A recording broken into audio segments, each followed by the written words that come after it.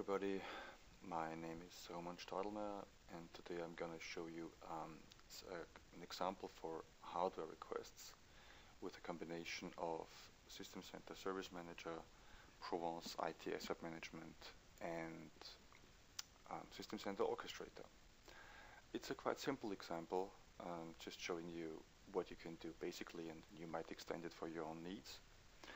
What we see here is the self-service portal, and inside there is a request offering, and this one is going to create a service request, and the service request is for hardware, which is a catalog item in that case.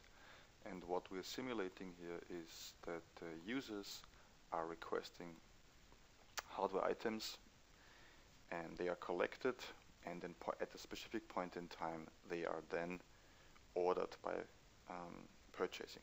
So just type in justification and then I'm submitting the hardware request.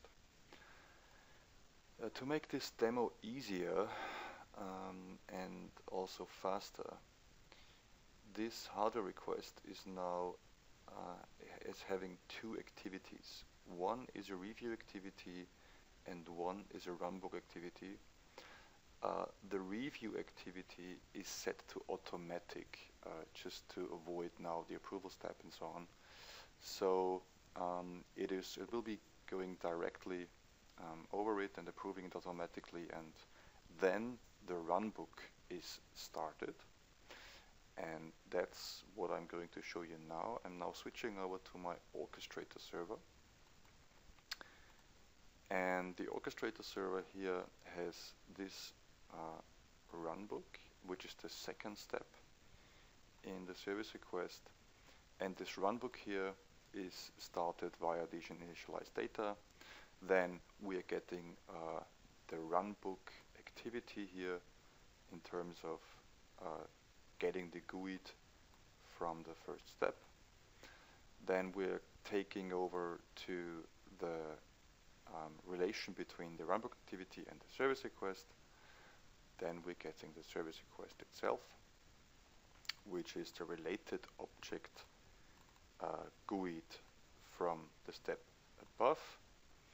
Then we're getting the user, and in this case it's getting all the users, but just taking the affected user as the one we need, because we want to know which user is requesting this hardware. Then attached to the service request is the hardware catalog item we're getting via this relationship here, and the hardware catalog item itself. We need this information to create the hardware asset. So this is the important step here. We are creating a new object, and the new object in this case has no asset tag, because we don't know the tag currently. You might use in your environment already a pool of asset tags. In my case, it's just to be done. The lifecycle status is set, object status is set, the asset status is set, and the display name is pulled together from requested to the display name from the catalog item. And additionally, I'm going to link the hardware asset to the catalog item, which is important for Provance. So we need this link in between, and I'm linking the user to the hardware asset, so source class and target class. So now we know the asset is new, it's requested, and who is the owner. Okay, you see the runbook worked. It's just running, and back to our service request. It is now it's still in progress for Service Manager, so it should be finished soon. So in the asset management, we should have this box here. So my user account is linked to this asset. The asset itself is linked to the hardware catalog item. We don't have an asset tag yet, we don't have a serial number yet, but we have a user linked. You might link other object here as well, but the point is that we have now one item more in our pool of requested assets.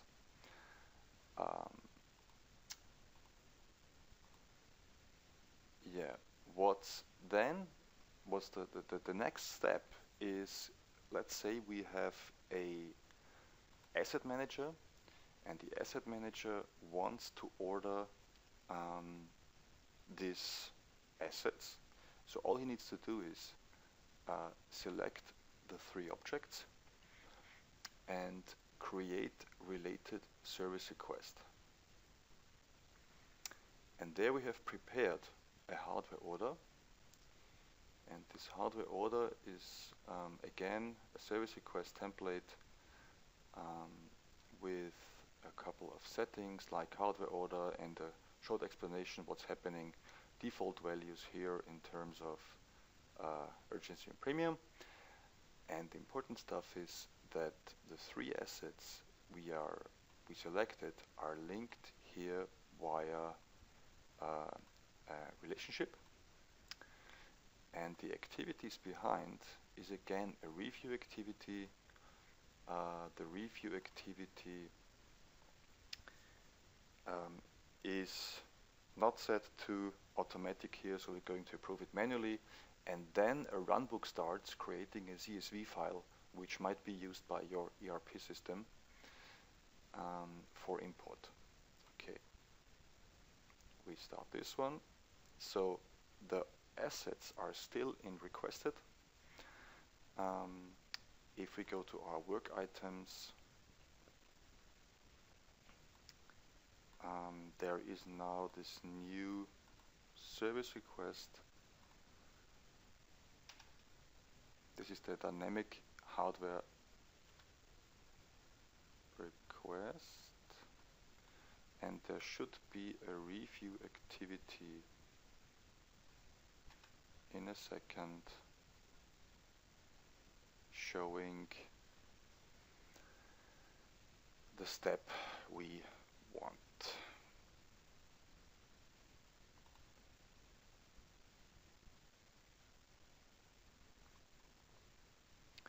Okay, the review activity is here. We are going to approve this and waiting for the next step. Okay, so in a second the service request should switch over to the runbook activity, and until that happens, I'm just going back to Orchestrator, and what we see here again with picking up the runbook activity, picking up the service request behind, and then we get all the linked hardware assets, which are the three we selected now, and then we take this data and write a purchase order information, which might be more or less of this. So we're taking the display name of the hardware asset, take the type of hardware asset and the ID, and this should be there in a couple of seconds. So it's running already, just started. So Service Manager triggered the runbook, and it's now getting all the data, and just closing this one. So this should be filled up with the new data then. So this file should be updated, and it should be ready now. Okay, and these three items here are the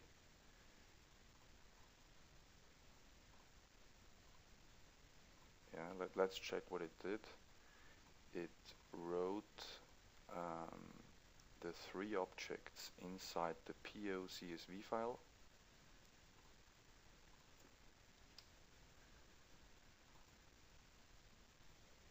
and these are the ones here. So if we go back to the management client here, in terms of Service Manager, this service request should be finished soon. But more importantly, while this happens in our asset management,